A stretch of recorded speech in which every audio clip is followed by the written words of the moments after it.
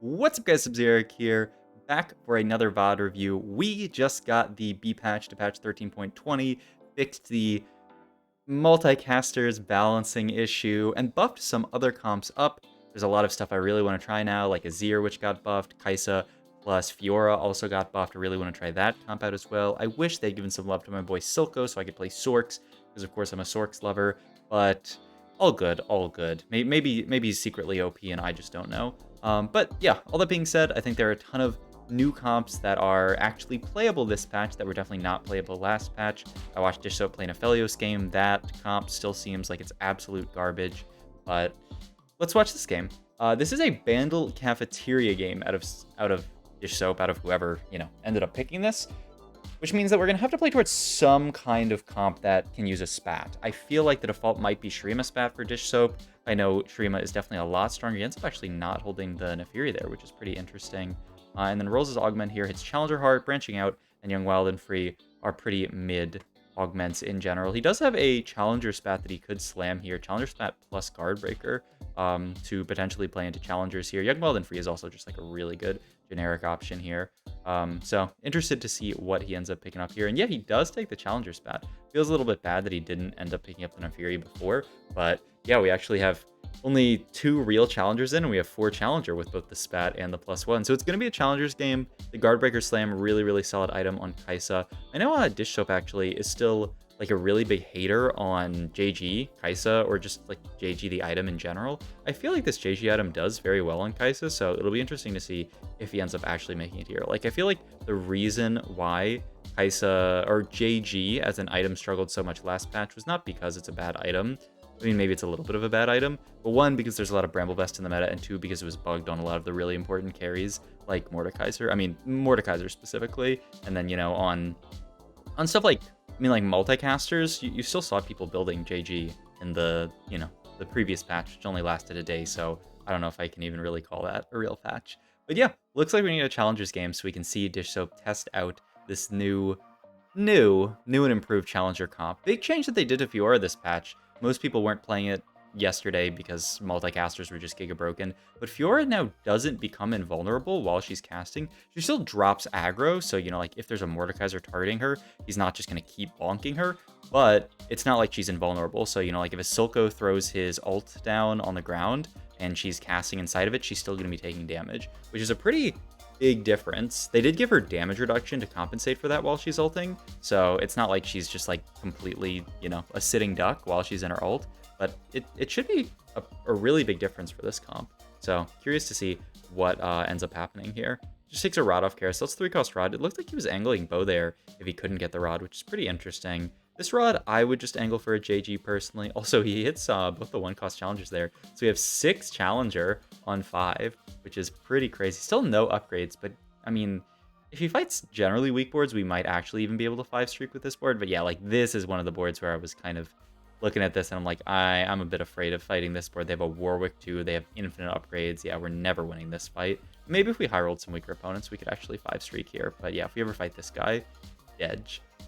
So that's the streak dead, but at least he saved a lot of HP. He's done everything he can to really maintain streak. Grabs his Zaun there, and it's virulent, it looked like, but, still kind of hard to play it. I guess theoretically you could play it over Cassiopeia, which actually, it's kind of interesting. I mean, I don't know. This Cassio unit, even with the nerfs, seems like Dish Soap still really prios her. It also fits really well into the comp, activates Shurima, and then you can just get in, ideally, a Darius next level, and then you activate both Noxus and Juggernaut. Like, that would be, like, chef's kiss.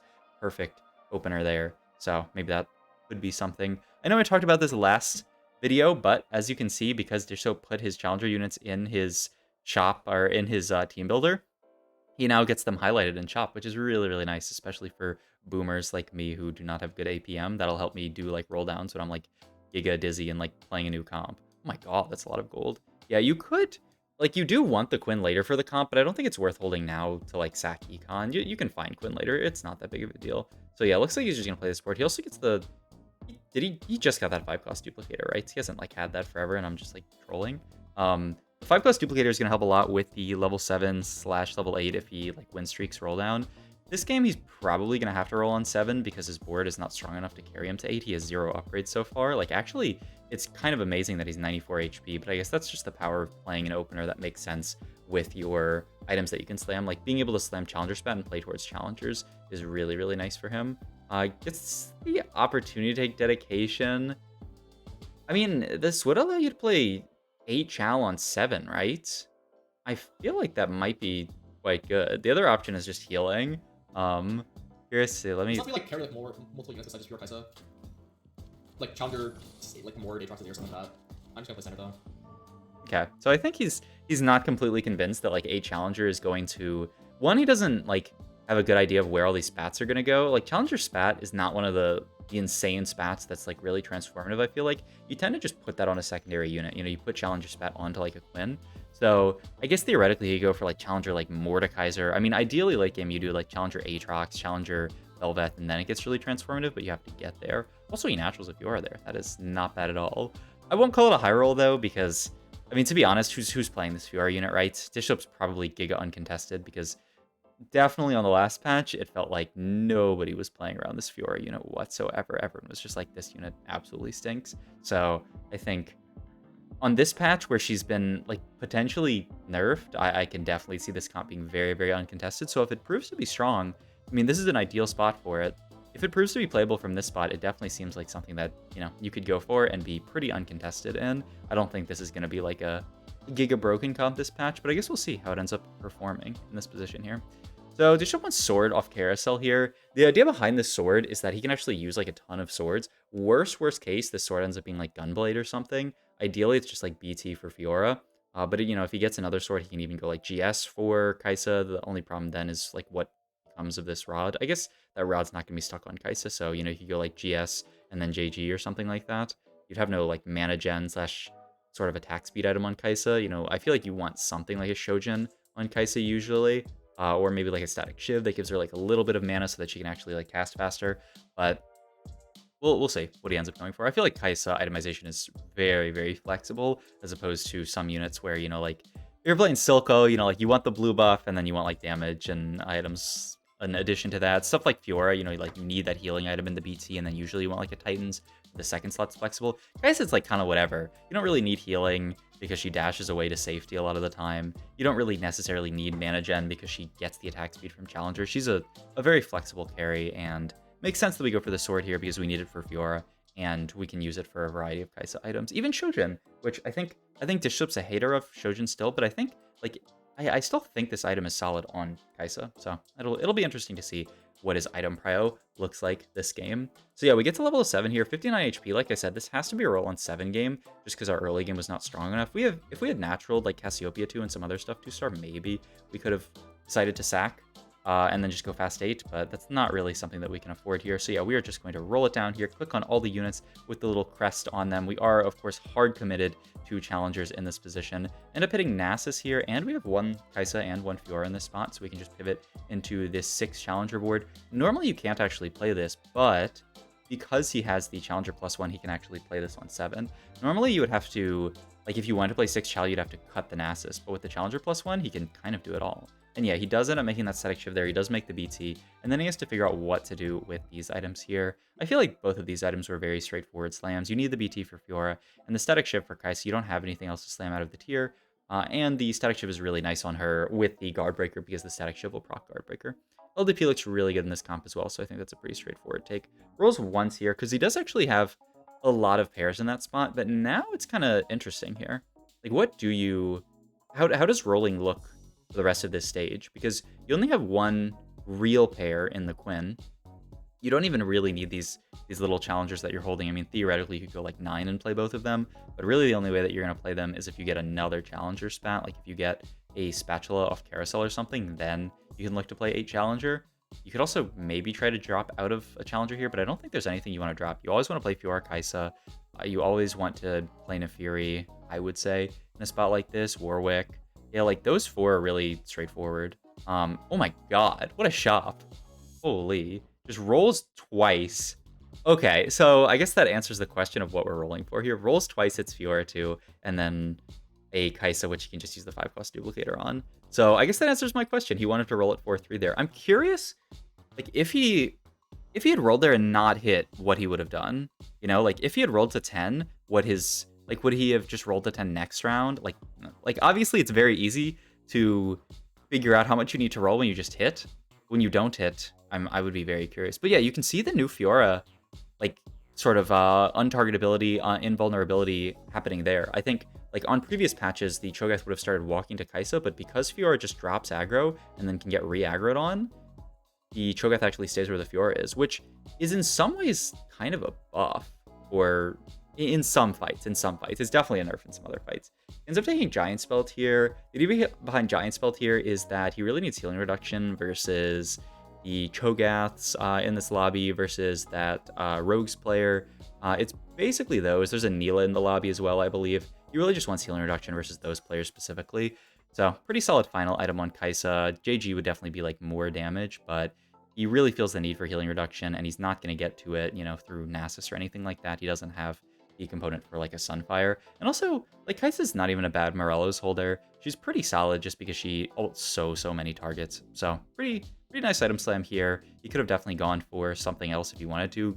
There was actually no Titans component on Carousel, I believe, so his only options were this and then like maybe some kind of like Gunblade or something, but he already has the healing from Cybernetic Leech. His augments are actually really nice in this spot here. He's got the Leech to give him healing, so he doesn't really need to build any healing on Kai'Sa, and you know, the extra healing onto Fiora is always welcome, and then the LDP just to give more stats to his Kai'Sa and his Fiora. Like, I really like his augments in this spot. And it's interesting because Challenger +1 is not an augment that you see taken very often. I believe if you look at the stats for it, the stats look absolutely atrocious. At least they did last patch. Maybe it looked better this patch. But he's really popping off with it. He hit, like, honestly a pretty sketch early game. But the level 7 roll down was very kind to Dish Soap, I would say. I would say if there's any high roll part to this game, it's definitely that. But I do think, like, when you're playing a comp like this and you're probably uncontested because it's pretty uncommon, like, it's not that crazy to giga hit on a roll down like this. So here's the thing. He probably wants Titans for his Fiora, but he actually doesn't have the opportunity to go for it here. What do you actually make in a spot like this? Wow, really interesting. Like, you could go for something like GS and, like, spread either this item here for the extra, like, uplink value, or it's not called uplink, that augment doesn't exist anymore. What do you build here? Is it just GS and then spread? The other option would be, like, GS and then put the Adaptocone onto the Nasus here. I actually kind of like that better. I don't think getting Leech on any of these units matters that much. I don't think this unit's doing a ton of damage. What else could you do here? Like, make an LW? You could leave the Fiora item slot open. I feel like GS is not that bad on her. Curious to see what he makes here, what his item prio is, because this is not a very obvious item and like item to build in a spot like this.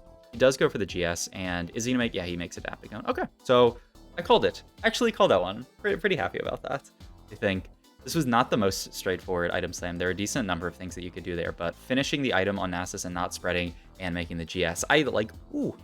All I'm saying is I'm basically Dish Soap like a beast. I know also sometimes, okay, not sometimes, this almost never happens, but one time it happened to me in my YouTube comments that I've never recovered. I like said, oh, he should pick this augment, and then, you know, like it was re-replay and he picked some other augment, and someone in my chat was like, every time you guess, you're wrong. And I'm like, first of all, you're banned for life. Second of all, you're kind of right sometimes. He levels for the MF here, which is kind of a funny addition. This is a comp where, especially when you're playing this comp on 8, you don't have the 2 Challenger +1s, you usually just play for 4 Challenger, and it becomes kind of awkward to see like what you add on 8. Ideally, it's an Aatrox, but he doesn't have that yet. In a spot like this, it's kind of the exact same spot because he has the +2. So he's in like exactly the same spot you would normally be in, where it's kind of awkward what you do with this +1. Like, ideally you would play like an Aatrox here or a Heimerdinger, but like if you don't have those 5 costs, what do you actually play here? He opts to just play the MF. It'll destroy shields and activate Strategist. So I think it's a good, I mean, it's about as good as you're gonna get from like a 3 or 4 cost. Like there's just nothing to be played. You can play like Slayer for Quinn, but that's like completely worthless. Like it's really something. It really just has to be find a 5 cost. Like I would play like a Rise here, even just some kind of 5 cost. So yeah, this fight's actually quite close, but our Fiora ends up winning. Wow, it's an 8 streak. Like, is this comp back? I know he has the 2 spats, but I honestly don't think double Challenger spat even does that much for this comp, or like the Challenger +1 plus the spat. He'd really like that Belveth. It would also give him Demacia +1, which could maybe give him an answer for what he wants. I think you take the Belveth with Demacia +1 here. That means you could cut Quinn potentially. You can give Demacia Spat. I don't actually... I know if you put it on Belveth, it gives a Radiant RFC. Wow, he puts it there. And he ends up just fitting 5 Demacia in. I guess, like, he kind of has to do it like this to fit 5. Interesting, interesting. And his chat is saying Nasus is Radiant Gargoyles. I mean, I think... So, like, my thought would be, like, eventually we could get out of this... Or you'd probably keep Quinn in, but just move the item off of her. Put the Demacia Spat onto Belveth, like, on 9, and then play 5 Demacia and get the Radiant RFC. Radiant RFC, Challenger Spat on the Belveth. He's also looking at just the double cut here, because the problem with what I'm talking about is then you're playing a Quinn plus Kale on 9, which doesn't sound great. So I think it's probably immediately on 9 you play 5 Demacia, and then you start to cut those units. But yeah, this is an interesting spot. And for now, he's just going to play 5, give the Radiant item to Quinn, which is definitely strongest right now. You can't fit what I'm talking about on 8. And also, I mean, he's just allowed to go fast 9. Like, it's actually so... And you see Milk in his chat here typing R Challenger's broken. Definitely looks pretty strong in this setup with a comp that was definitely, like, quite bad under... prior to the patch. So this is definitely a comp that I'm excited to try out some more on the patch, because it definitely, like... This is an ideal state for it, so, like, you should be pretty strong here, but he's definitely stronger than pretty strong in this spot, right? He's 10 streaking in this lobby. Could be that people are just, like, dizzy. I think you would really like an Nasus item in this position, but you actually can't get one, so you could look for, you know, like, potentially your Belveth item, though he sold his Belveth, which... quite surprising to me. I don't know what you even take here. I guess you could take, like, another Adaptive Pump frontline. Yeah, he's gonna go Guardbreaker here. I mean, I think he still has the idea of moving these Quinn items to someone else later. So I would definitely have thought that it was Belveth. I'm curious to see where the Challenger Spat ends up going in this spot. I do think also, okay, and then he loses one fight, and Milk says, what the fuck, this comp sucks. So that's some classic Milk chatting there. It's the Heimerdinger here. Maybe that's who he wants to move Challenger Spat to, but I don't know if, like, Guardbreaker is very good. Hits another Nasus here, or Nasus hits another Jarvan here, which, you know, he definitely wants to Jarvan to. That's self-explanatory. So he already has Shred and Healing Reduction, so he doesn't really need the Heimerdinger that much. I guess he could go, like, Reparo frontline. I don't think you really need frontline much either. You could just do sort of, like, the repetitive setup here and just, like, still go for Burno and stuff like that. He does finally hit a Belveth here, so I would think you do... Ooh, and that's Belveth paired at this point. I would think you definitely... I would probably just cut out of the 2 Demacia here and put the Belveth in, put the Challenger Spat on her, and then put the Scion in as well, and just play Scion as, like, a guy. He went for the Wait, I didn't even look. He went for the Refracto here. This is this trying to... He's going to play Refracto Heimerdinger here, and maybe even move the Challenger Spat over to it so that he gets even more just Refracto value. That's got to be... Oh, my God. Well, definitely a woke way to play this line. Not what I was expecting whatsoever. Redemption here, I think, is quite solid. He doesn't end up getting it, so we can just go for double Guardbreaker here. I think if you had a better damage item, you might go for it. That's Heimer paired up. If you get a Heimer 2 with Refracto, maybe we'll see something kind of crazy. So I don't know... Is the Refracto build just triple Refracto? Certainly seems like that's what he's going for here, and he's going to put the item there. And there's the other Refracto. Boom, there it is. Triple Refracto there. Pretty hype. The problem is we're stuck on Heimer 1, and he just has this Guardbreaker, but let's see how much this turret can do. We definitely want to move items off of the Quinn eventually. That Refracto, that turret, oh my God, it did 600 damage. That looked pretty bad, honestly. Holy. I mean, I know it's not Heimer 2, but he's got an item and triple Refracto. Surely it should do more than 600 damage, right? Okay. Yeah. Okay, maybe this sucks. I know Dish Soap, he said on stream that he's kind of just trying stuff at this point because he doesn't really, like, need LP right now. You know, there's nothing left to qualify for with LP, so he's just gonna kind of run it. I mean, he's going top 2 in this lobby, but he's definitely gonna try some new stuff. So yeah, he's definitely trying stuff here with the Refracto setup, and it seems like it's pretty garbage. But I mean, outside of the Refracto, this Challenger comp has done insanely well, right? He's top 2, basically. I mean, no, he's top 2. I was gonna say guaranteed, like basically guaranteed, but it's just guaranteed. A lot of Belveth that we have to roll over here, man. I mean, definitely after seeing this Heimerdinger in action, I mean, it was definitely Belveth, but you know, he wanted to try something out, which, you know, I respect. But yeah, looks like this is pretty garbage. Gonna go for the Deflaw for the Aatrox too. Maybe Challenger Spat Aatrox can help us get through this giant Cho'Gath. It really just feels like this Heimerdinger. It was a colossal waste of gold though, and I think Distrope would agree. We're gonna lose this fight to the Cho'Gath player, and it's gonna end up being a second. Well, definitely a cool game showing off the power of challengers after the B patch. So hope you guys enjoyed this video. If you do, please like, comment, subscribe, check out my Twitch and all my other links down below. Thank you.